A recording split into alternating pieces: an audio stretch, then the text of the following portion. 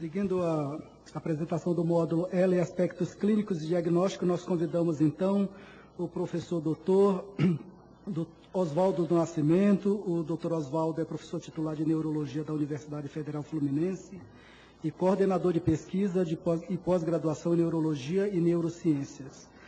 A palestra do doutor Oswaldo será Esclerose Lateral Amiotrófica, principais diagnósticos diferenciais.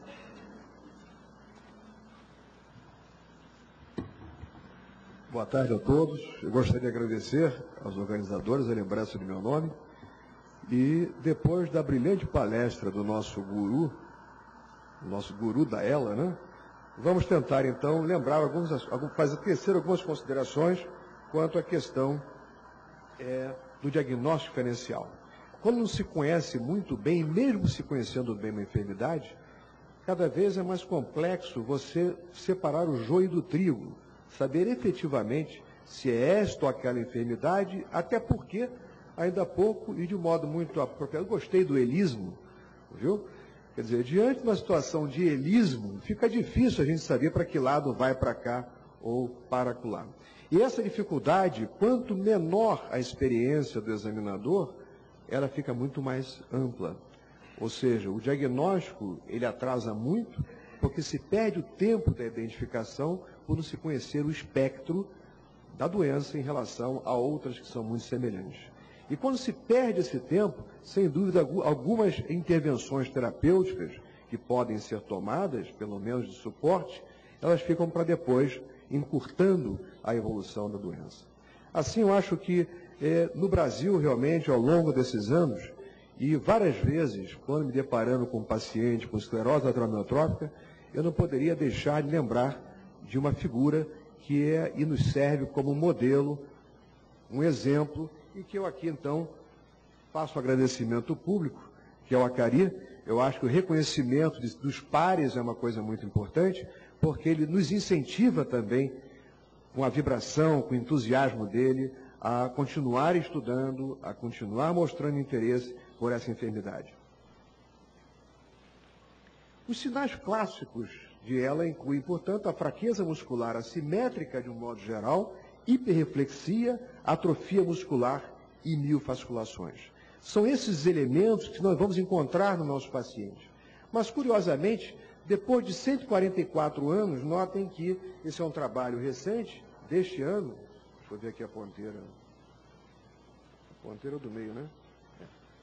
Quer dizer, deste ano, 144 anos depois, ainda continuamos discutindo, razão de um evento como esse, os diferentes aspectos, não só de ordem clínica, como biomarcadores, aspectos neurofisiológicos, importância ou não da imagem. Quer dizer, o conhecimento ainda se detém naquilo que é o estado da arte, ou seja, a habilidade de cada um de nós do exame neurológico e a história. Aí sim, nós temos dois instrumentos importantes. Escutar o seu paciente, coisa que hoje em dia é difícil com os convênios que por aí existem, que o médico examina batido, é escutar e examinar com atenção, com muita atenção, que daí pode-se fazer um diagnóstico diferencial apenas pelo exame clínico. Esse é um trabalho que eu recomendo, tem na internet, se vocês quiserem anotar, eu baixei cedo hoje de manhã, por isso que eu aproveitei para atualizar bem a aula, e de tal maneira que vale a pena lê-lo, porque trata e tem uma tabela, que eu vou reproduzir aqui, eu fiz algumas modificações, mas que fala em todas as circunstâncias que envolvem esse diagnóstico diferencial. Então, o diagnóstico é essencialmente clínico, A neurofisiologia dá maior importância. Daqui a pouco o Dr. Wilson, com toda a expertise, vai nos falar sobre o tema, mas, sem dúvida, a relação entre o achado clínico e o achado eletrofisiológico é fundamental. Até porque o elemento temporal aí é importante. Muitas vezes nós encontramos alterações eletrofisiológicas e clínicas que podem se modificar ao longo da evolução, ao longo dos anos, como muito bem referiu o Acarino. O diagnóstico, portanto, precoce implica num criterioso diagnóstico diferencial, favorecendo a terapêutica de suporte ou favorecendo também a possibilidade de tratar de outras enfermidades passíveis de utilização de fármacos ou procedimentos variados. Esse também é um trabalho recente, do mesmo grupo, chamando a atenção, é nesse aí que vocês vão encontrar as tabelas relativas ao diagnóstico diferencial e chamam a atenção e atualizam as diferentes mutações que existem, por exemplo, nas formas familiares. Quer dizer, quando você identifica um grupo, um cluster de indivíduos num determinado sítio manifestando a doença, certamente hoje tem que se fazer um estudo de biologia molecular para identificar que tipo de mutação aí vem ocorrendo. Assim, eu vou então relacionar algumas condições que entram no diagnóstico diferencial, grupando-as. Doenças que, por exemplo, anormalidades anatômicas ou síndromes compressivas. Essas têm uma importância muito grande e são a razão principal de alguns procedimentos intempestivos que a gente vê na prática do dia a dia. É muito comum nós recebermos o paciente, muitas vezes encaminhado pelo próprio colega que promoveu o procedimento, ou o neurocirurgião, ou o ortopedista, que acabam fazendo a cirurgia por uma pretensa situação de espondilartrose ou no segmento, geralmente cervical, e que, de repente, ele verifica que o paciente está piorando. Aí ele deixa de acompanhar o doente e encaminha para o neurologista para avaliação. Ou seja, já os sintomas prévios, muitas vezes até somados em termos sensitivos, porque cãibra, a sensação de cãibra, a dor em cãibra pode ser muito intensa na fase inicial, pode às vezes fazer confundir com dor radicular, com dor decorrente de uma compressão devida à espondilartrose cervical ou até mesmo uma herniação. Então aqui tem várias situações enumeradas, como a síndrome de Arnold-Chiari, tumores, hérnia de disco, meningioma cervical, tumores retrofaríngeos, enfim, os mais importantes são esses dois aqui a confundir no diagnóstico. A mielopatia espondilótica, ou radiculopatia motora, e a siringomielia, pela sua propriedade, que é uma doença em que se forma a cavidade na medula e que pode, então, envolver o neurônio motor, se projetar para diante, e também envolver a via piramidal, determinando um quadro, portanto, de atrofia, fraqueza, fasciculações e também piramidalismo. Defeitos enzimáticos, esses são mais raros. Condições autoimunes. Aqui reside exatamente um segmento muito interessante em que nós temos condições que podemos tratá-las e identificar essas condições, fazer o diagnóstico diferencial é fundamental. Apenas como exemplo, isso aqui era um caso de um rapaz que apresentou um comprometimento bulbar, tinha 20 e poucos anos à época, um comprometimento bulbar progressivo, recebeu o diagnóstico de esclerose lateral amiotrófica. Do ponto de vista eletrofisiológico, no segmento proximal, tinha desinervação, com reinervação em potenciais gigantes. E qual a nossa surpresa de que, na investigação um pouco mais detalhada, encontramos isso aqui. Na verdade, havia uma invasão das meninges de base, tratava-se de um granuloma de células plasmáticas, que é mais frequente no homem, pode dar um comprometimento pulmonar, mas esse indivíduo não tinha granuloma de célula plasmática no pulmão. Foi, portanto, tratado de um modo adequado, com corticoterapia, enfim, ele está bem até hoje, quer dizer, uma melhora clínica satisfatória. Eu não diria total, porque já tinha uma evolução e demorou-se muito tempo a fazer o diagnóstico até chegar ao nosso serviço. Eu aqui, então, eu chamo a atenção para essas principais relacionadas à condição autoimune. E que condições são essas? São aquelas em que eu posso ter uma alteração ao longo do nervo periférico. Ou tem alteração da mielina, ou tem alteração da atividade iônica, onde aparece o estímulo elétrico, ou eu posso ter perturbação também do próprio fio, quer dizer, do próprio axônio. Então, da mielina, no nó de Ranvier com alteração da distribuição bioelétrica, ou, que são os canais iônicos, ou posso ter alteração ao longo do axônio. Assim, nós temos as seguintes situações.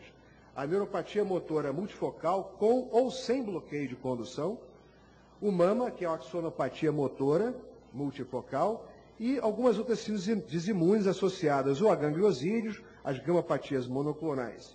Existem também, muitas vezes, alguns pacientes que se apresentam com perturbações, apesar de algum sintoma sensitivo, parecendo o que a gente chama de polirradículo crônica, muitas vezes se apresentam com miofasculações, com esclerose.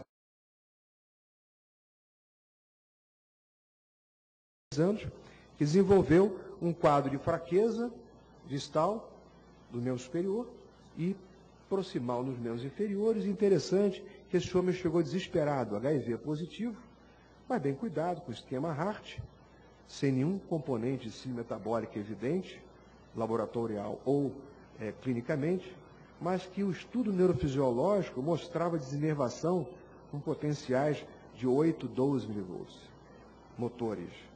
Isso levou, que é um homem esclarecido, levou uma suspeita de ELA, numa condição da infecção pelo HIV, mas na realidade o que ele apresentava era isso que aqui está. A miosite, o corpo de inclusão. Esse homem foi tratado com imunoglobulina, não obteve boa resposta e tratado com rituximab melhorou consideravelmente. Outras condições podem ser incluídas, a radiculoplexopatia por irradiação. Essa é uma situação em que anos depois começa a ocorrer atrofia no segmento, digamos, num câncer de mama, no segmento irradiado, começa então em relação ao plexo, comprometimento plexual, começa então a ocorrer atrofia e podem ocorrer mioquimias, que muitas vezes podem sugerir a possibilidade de doença do neurônio motor. Mas, para o médico mais experiente, isso é facilmente descartado, e quando se soma a alteração, a mielopatia actínica, com sinais de liberação, pode fazer mais confundir ainda o diagnóstico. Outras doenças neurológicas, são várias, aqui eu vou chamar atenção apenas para algumas delas, eu vou pular um pouquinho, e ainda há pouco, o professor Acari chamou atenção para isto aqui, a demência frontotemporal. Na verdade, é o espectro das demências. Existem relatos, por exemplo, de esclerose lateral amiotrófica em relação à doença de Pick. Quer dizer, o achado histológico muitas vezes é divergente. Mas a questão é, o que hoje se mais fala em demência? É atividade pró-inflamatória.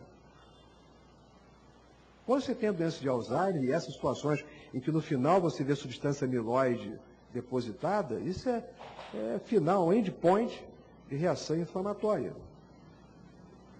Então imagine se o indivíduo ainda tem um quadro de doença neuromotor, de esclerose lateral amiotrófica associado, como descrito, certamente a gente deve ter um ponto de ligação. Então acho que o termo é perfeitamente válido. O elismo aí, ele está funcionando. Quer dizer, o elismo deve ser uma atividade infibular. Era uma apresentação do CIDP. Uma situação como essa, imaginem, tamanha a perda de massa muscular, mas isso já se fazendo ao longo de anos. Fala-se até da síndrome do homem do barril, né? Em que o indivíduo está dentro do barril, não pode abrir o braço, isso pode ser decorrente de miopatia, doença da ponta anterior, plexopatia e assim por diante. Esse rapaz também. Só que notem que são situações bem diversas em que a eletromiografia vai ser um exame muito importante, além do estudo clínico. E esse também. A mesma coisa. Ora, o que está acontecendo com esses pacientes? Cada um varia no seu tempo de apresentação clínica. Aquele primeiro ano a fio e tem história familiar. O segundo, deixa eu voltar um pouquinho aqui. O segundo, não abrir absolutamente nada, ele acabou tendo evolução mais rápida, um comprometimento dos 4 segmentos de predomínio distal, mas que evoluiu um pouco mais de um ano, já estava na cadeira de rodas, que era um quadro com piramidalismo que surgiu depois de esclerose lateral amiotrófica. E esse rapaz aqui, parecendo um quadro típico de amiotrofia espinhal, já tínhamos quase 8, 10 anos de evolução. Depois que nós passamos a acompanhá-lo, soma mais uns 5 anos, e aí então ele passou a apresentar, a doença passou a evoluir, comprometendo o segundo neurônio motor já comprometendo o segundo, mas passou a comprometer o primeiro neurônio, ou seja, o neurônio piramidal, a via piramidal. Ou seja, passou de um quadro de doença neuromotor, segundo neurônio, para doença de primeiro e segundo, portanto, esclerose lateral amiotrófica. Então, o que acontece? O que modifica? Por que isso acontece? Não sabemos. Aqui são as várias apresentações dessas condições motoras que eu lhes falei. Não vou aqui, por causa do adiantar da hora, me deter. Tá? Lembrar de algumas situações interessantes. Por exemplo, a síndrome da cabeça caída. Tem muitos pacientes que começam a manifestar a enfermidade, diferente do David Niven, né, que chegou lá no programa, mas de repente o cara começa a achar que a cabeça está caindo. Ele não sustenta a cabeça de um modo adequado. E várias enfermidades podem determinar isso. Miopatias, miastenia e também a própria doença do neurônio motor, incluindo aí a esclerose lateral amiotrófica na sua evolução. Lembrar da infecção pelo HTLV1 em nosso meio. Esclerose lateral amiotrófica, se porventura for uma região em que, digamos, sem perguntar a questão epidemiológica, houve transfusão, não houve. Eu pergunto aqui na sala, tá, aos pacientes que estão aqui, quantas vezes o médico chegou, se for, é claro, excluindo o doutor Acari, entendeu? Mas os que precederam, antes de vocês virem para cá, quer dizer, quantos investigaram, perguntaram se foram submetidos à transfusão, se sofreram algum trauma, enfim, se tem alguma doença na família. Quantos perguntaram? Alguém podia fazer um testemunho aqui? Algum de vocês poderia falar alguma coisa? Pode falar. Hã? Perguntam muito lá atrás, mas se tem uma infecção e tal, ninguém pergunta nada, né? Essa aqui é a grande questão. Ou seja, para que nós ampliemos a possibilidade diagnóstica, o diagnóstico diferencial, é importante que façamos uma boa história, como referi no início. Um outro problema, no Brasil tem-se mania de falar muito que aqui tem muita esclerose múltipla. E é uma confusão quando o médico fala em esclerose lateral amiotrófica, às vezes se confunde com esclerose múltipla.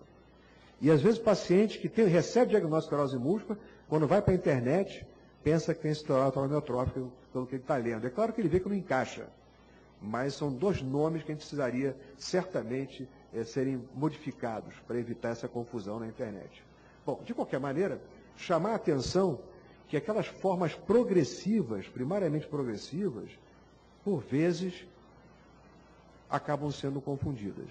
Nós já vimos alguns grupos fazerem uso de tratamento com interferon, etc., sem alteração evidente, radiológica, ou melhor, de imagem, a ressonância magnética, mas mesmo assim fazendo ou considerando como forma primariamente progressiva da esclerose múltipla.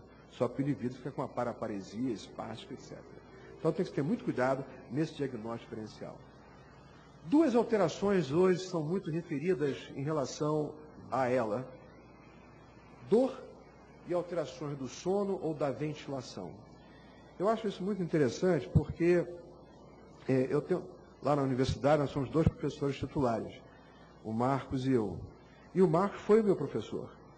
E quando eu conheci o Marcos, no ambulatório, foi exatamente um paciente que apresentava dor na perna, envolvendo o joelho, e esse paciente foi o primeiro sujeito que eu acompanhei, até depois de formado, eu era sextonista, era interno, tratava-se de casos de esclerose lateral amiotrófica, paciente com ela, e que na realidade ele não havia pensado nessa possibilidade. Isso é comum, quer dizer, quando chega o paciente com dor, muitas vezes a gente acaba confundindo. É importante que se verifique que tipo de dor o paciente apresenta. Quer dizer, o paciente, o desconforto determinado pelas fasciculações intensas, as câimbras aí relacionadas, é o que predominam. E, com muito cuidado, a gente tem que avaliar o nosso paciente, porque muitas vezes é isso aí que acaba na mão do cirurgião, pensando que é uma dor radicular. Aí faz uma ressonância magnética, qualquer um, depois dos 35 anos, tem alteração na sua ressonância e acaba operando desnecessariamente. As alterações do sono. Às vezes, alguns pacientes, quando a gente conversa para saber a história pregressa, e perguntam, e aí o sono? E a capacidade ventilatória? Quer dizer, implicando no cansaço, como David Niven referiu. Quer dizer, eu não estou mais o mesmo. Essa modificação que eu não estou mais o mesmo pode ser uma série de enfermidades.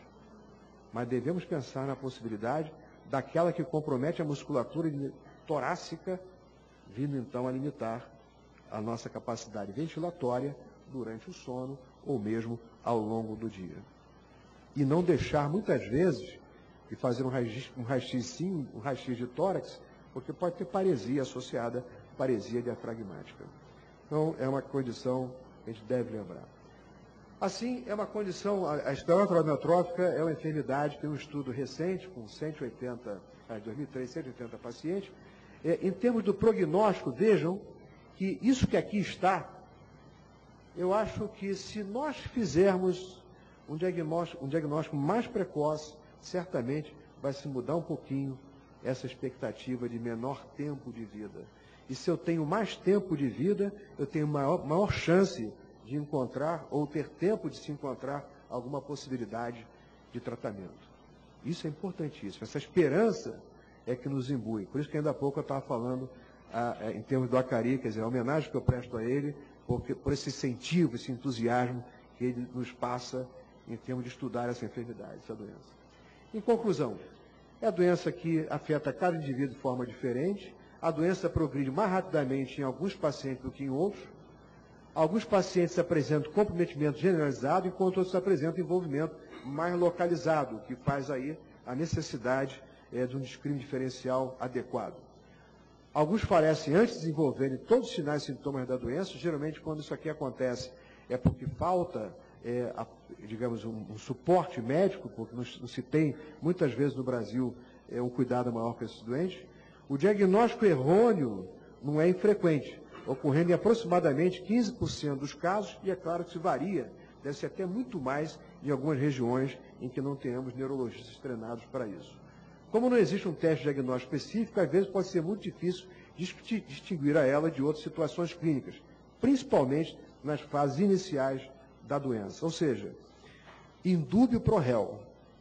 Aqueles casos de mama, começou com atrofia, eu não quero nem saber, eu vou tentar uma alternativa diagnóstica, não vou ficar esperando que evolua, porque de repente eu posso tratar o paciente lá no início.